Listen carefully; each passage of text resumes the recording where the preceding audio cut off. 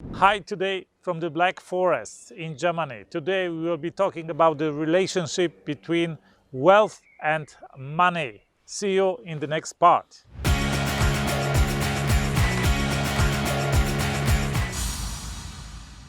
Wealth and money.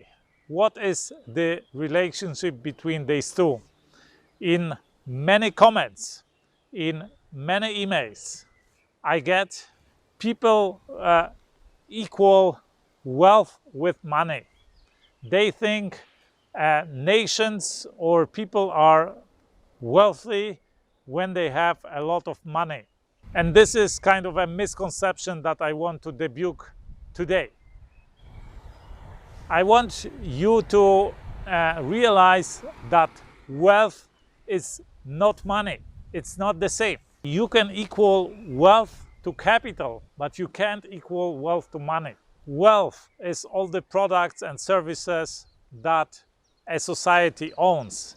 It is the real estate, the houses, the buildings, of course, the products like the cars, maybe also the food, right?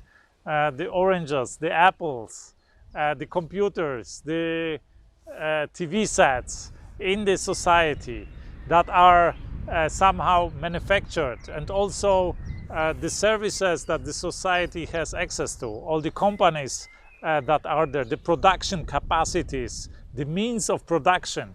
This is wealth, not money. And in order for you to understand why money isn't wealth, let's do a kind of a thought experiment. Let's imagine that a government would like to make everybody rich in the society and would offer everybody to thousandfold his money. It means if you bring an old $1 banknote to a bank, the bank will give you $1,000, a new banknote of $1,000. So for every banknote, old banknote that you have at home or that you can bring to the bank just once will give you a new banknote 1,000 times with a 1,000 times higher nominal. Meaning, if you bring $1,000, you will get $1 million in new banknotes. So the government would say, we will make everybody a millionaire in a society. So now imagine, after this, of course, everybody runs to the bank and gets the new banknotes with a higher nominal, and they are millionaires. Everybody is a millionaire. It would be done globally, like every government would do that, right? And now answer yourself the question, is the humanity, I mean the society on earth, then richer than it was before? No, not at all, because in the society they have still the same amount of real estate, the same amount of land, the same amount of cars, the same amount of TV sets, companies, haircuts, studios, restaurants, cafes, apples, oranges, and TV sets and computers.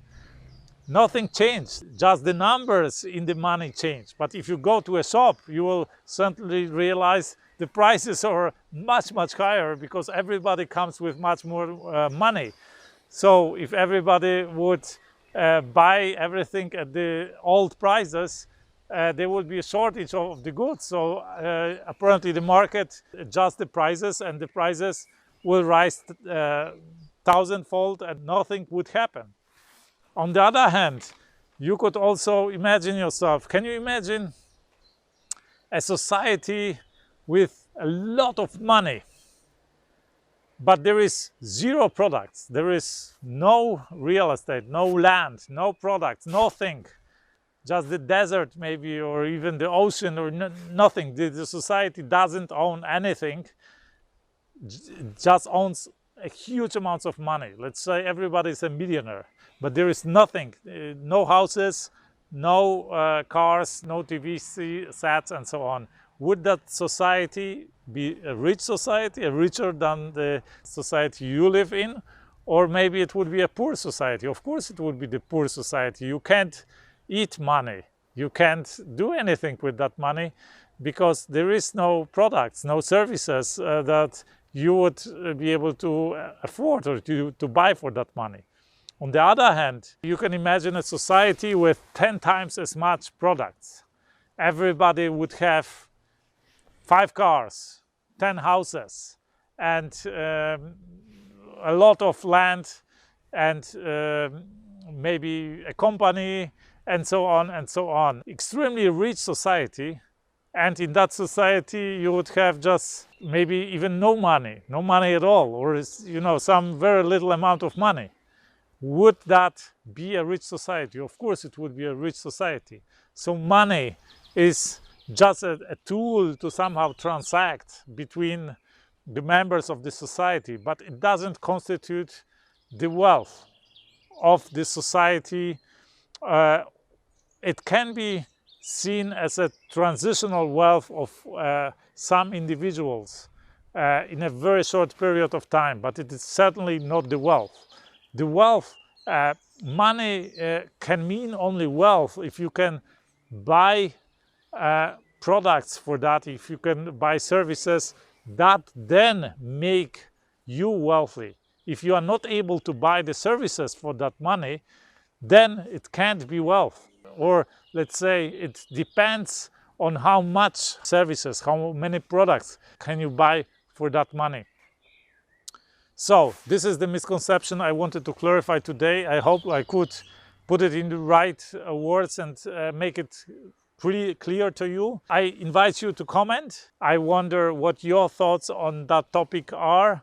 If you like this video, give me a thumb up. If not, of course, thumb down.